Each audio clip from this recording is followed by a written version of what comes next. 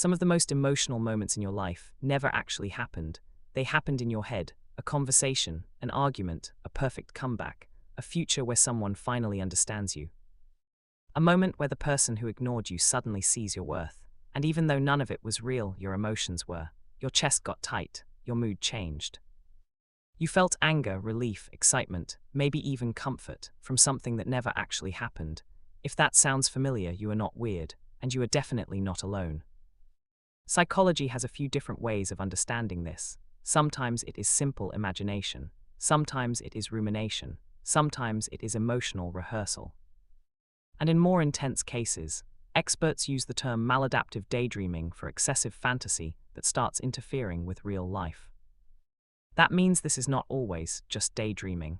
Sometimes it is your brain trying to solve something that still feels unresolved inside you, maybe a feeling, maybe a fear.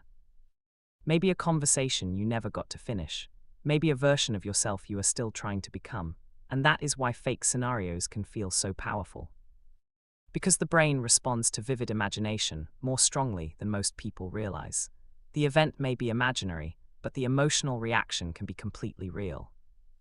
That is why one fake conversation in your head can change your whole mood. That is why one imagined argument can leave you angry for an hour. That is why one fantasy about success can feel so satisfying that real life suddenly feels dull. The mind is not doing this for no reason. It is usually trying to give you something: control, relief, closure, validation, safety. In real life, people interrupt you, misunderstand you, ignore you, disappoint you. But inside imagination, everything obeys you. You are the writer, the director, the editor, the main character. You decide what people say, you decide how they react, you decide how the pain ends. And for a stressed or emotionally overwhelmed brain, that feels incredibly rewarding. That is why this habit can become repetitive, not because you are broken, but because your mind found a shortcut. Reality hurts, imagination soothes, so the brain comes back again and again and again. Experts also notice that this pattern often shows up more in people who are emotionally sensitive, highly imaginative, anxious, or naturally analytical. In other words, the same mind that can be creative and insightful can also get trapped in endless inner simulations. And these scenarios are not all the same. Sometimes you are rehearsing. You keep imagining what you will say, how you will explain yourself, how you will finally get the words right. But the real conversation never happens, so the rehearsal keeps going. Sometimes it is revenge. Someone hurt you, embarrassed you, dismissed you, and in real life you said nothing. But in your imagination, you finally say everything perfectly. You finally win. You finally make them feel what you felt. And sometimes it is not about them at all. It is about the pain of not being seen when it mattered most. Sometimes it is future fantasy. You imagine becoming successful, admired, respected, chosen, understood. And at first, that feels motivating. But too much of it can become emotional substitute. You feel the reward before you do the work, so the fantasy grows, while the real action gets delayed, and sometimes the scenarios are not comforting at all. Sometimes they are worst-case spirals.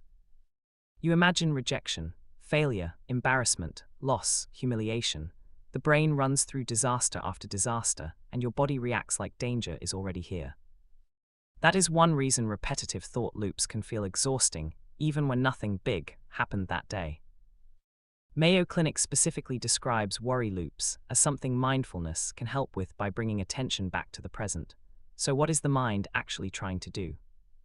Most of the time, it is trying to meet an unmet need: the need to be heard, the need to feel in control, the need to feel respected, the need to feel safe, the need to believe things will get better.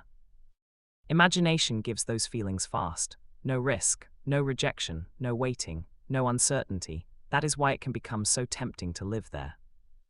But here is the problem. Imagination can simulate relief. It cannot replace reality. It cannot give true closure. It cannot build real confidence. It cannot create real connection. It cannot move your life forward on its own. And when a person starts spending too much time there, real life can begin to feel slower, harder, duller, and more disappointing by comparison. Cleveland Clinic notes the concern is when excessive daydreaming starts disrupting daily life, relationships, hobbies, or work. So what actually helps? The first step is not shame, it is awareness. Just noticing the moment your brain switches into simulation mode, not fighting it immediately, not panicking. Just noticing, I am in a scenario right now.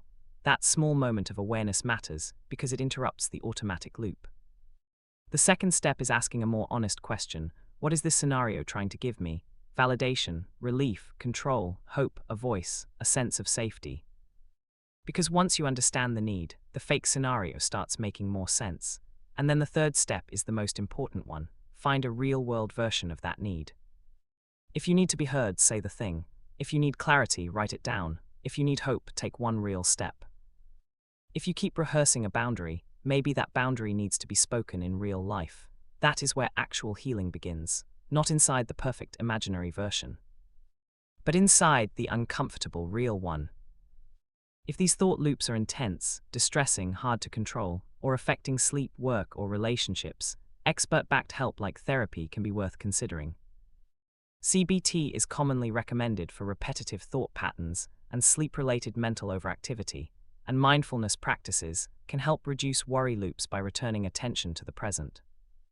Your imagination is not your enemy. It is one of the most powerful things about you. It means your mind can create, it can simulate, it can feel deeply, it can dream, it can prepare. But it was never meant to become the place where you live. It was meant to be a place you visit and then come back from, because the real conversation is outside, the real risk is outside. The real healing is outside. The real life you keep imagining begins the moment you stop only living it in your head.